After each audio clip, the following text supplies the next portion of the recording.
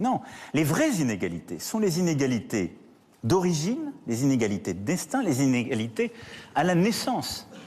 C'est ça les vraies inégalités françaises. Et qui ne se sont pas améliorées quant à elles. Aussi, pour traiter de ce sujet, il faut agir dès la petite enfance. Le gouvernement a commencé à apporter des réponses à travers ce qu'on a appelé le plan pauvreté.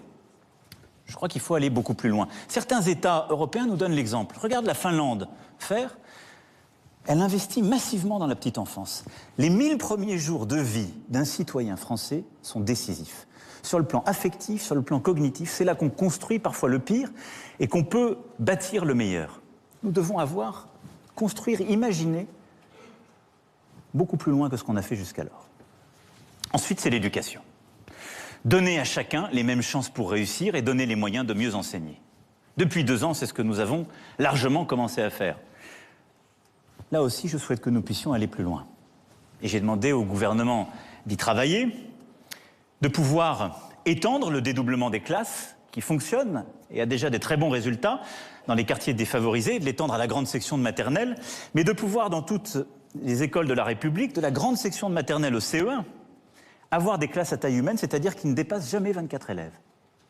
C'est une vraie organisation, un vrai travail, une transformation en profondeur, mais c'est le moment où on apprend à lire, à écrire, à compter, à bien se comporter. Il est absolument essentiel.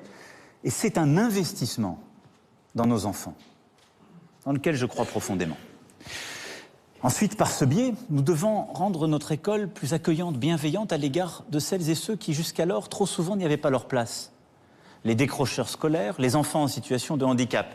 Là aussi, beaucoup de choses ont été faites. On doit aller beaucoup plus loin. C'est indispensable, à la fois pour ce que doit être notre République et pour la réussite de chacun.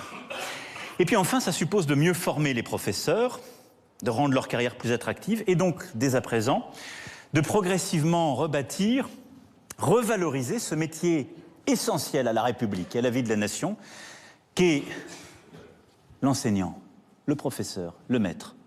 La République s'est construite comme ça.